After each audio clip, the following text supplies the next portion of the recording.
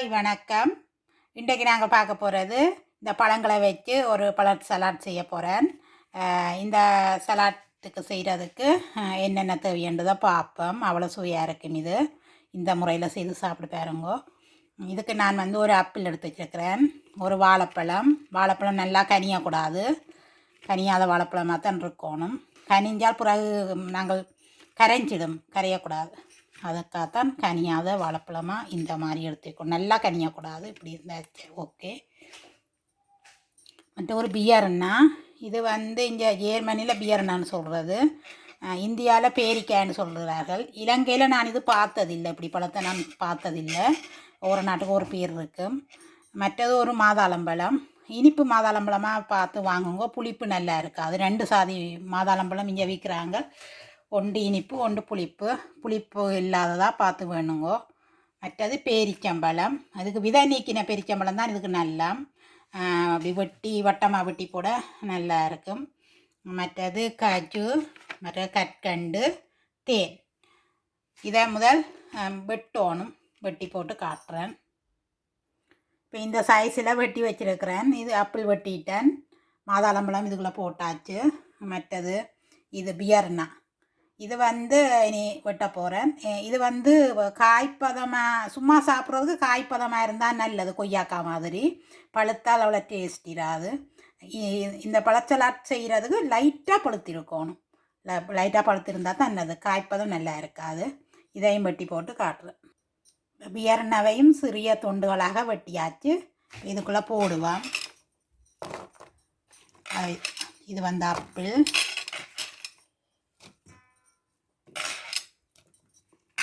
மற்ற பியர்னா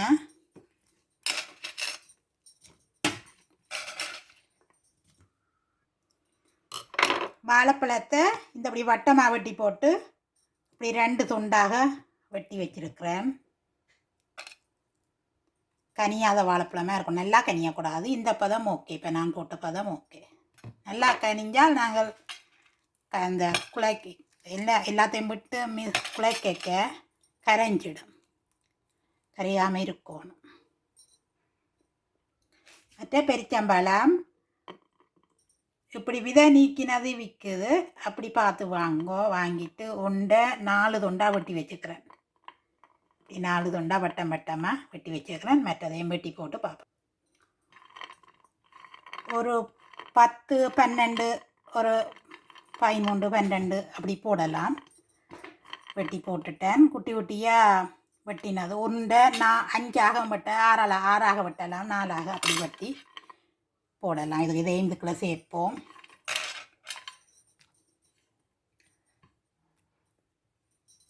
இனி வந்து காஜு வெட்டணும்.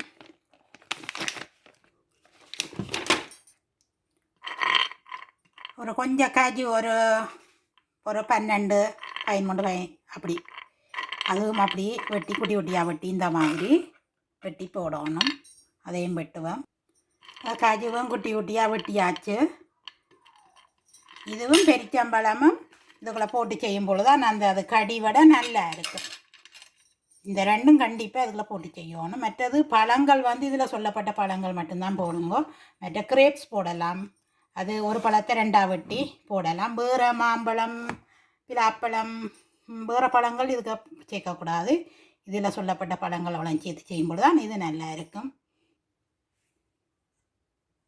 அடுத்தது கற்கண்டு போடணும். இதில் வெள்ளை கற்கண்டு, ப்ரௌன் கற்கண்டு இருக்குது. கற்கண்டு இடித்து போடணும். வெள்ளை கற்கண்டு இப்படி இருக்குது, அப்போ கொஞ்சம் இடித்து போட்டால் தான் இதில் கரைஞ்சி வரும். இல்லாட்டி ப்ரௌன் கற்கண்டு போடலாம். ப்ரௌன் கற்கண்டு எனக்கு குட்டி குட்டியாக இருக்குது, இப்போ நான் வந்து ப்ரௌன் கற்கண்டு இப்போ போட போகிறேன். வெள்ளை கற்கண்டு, ப்ரௌன் கற்கண்டு எது வேணுமானாலும் கொஞ்சம் இப்படி தூவி விடலாம். ஒரு கொஞ்சம்தான், எல்லாம் இனிப்பு தானே. இப்போ தேனும் விட போகிறோம், இப்போ கணக்க போட தேவையில்லை. விரும்பினா கொஞ்சம் கூட தூவலாம். மற்றது தேன் விடுறேன். இதுவரை ஒரு மேசக்கரண்டி,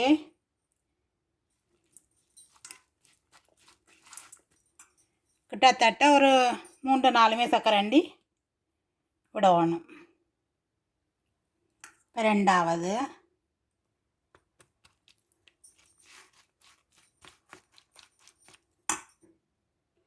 இப்போ மூன்றாவது.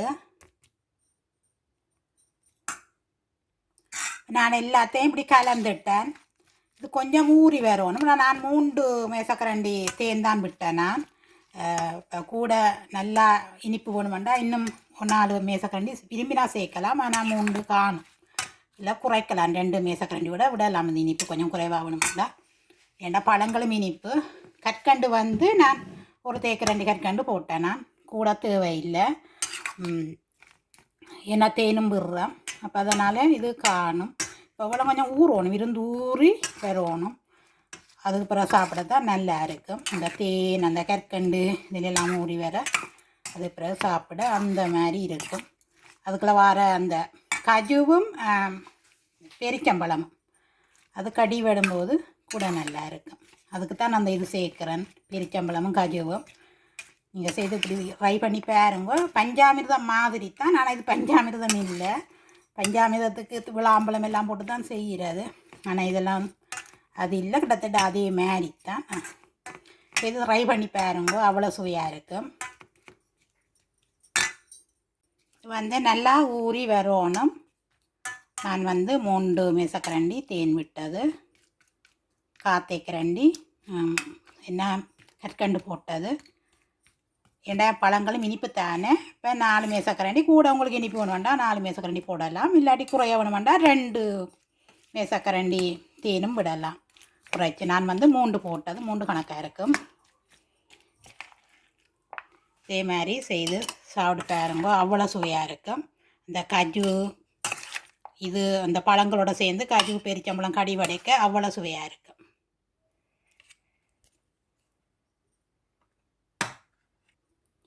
இதே மாதிரி நீங்களும் ஒரே தடவை இதே பழங்களை வச்சு செய்து பாருங்க, அவ்வளோ சுவையாக இருக்கும். நல்லா ஊறி வந்த பிறகு சாப்பிட அந்த மாதிரி இருக்கும். செய்து சாப்பிடுங்க. இந்த வீடியோ உங்களுக்கு பிடிச்சிருந்தா சப்ஸ்கிரைப் பண்ணி கருத்துக்களையும் எழுதுங்க, லைக் பண்ணுங்க. இத்தோட இந்த வீடியோ முடித்துக்கொள்கிறேன். நன்றி, வணக்கம்.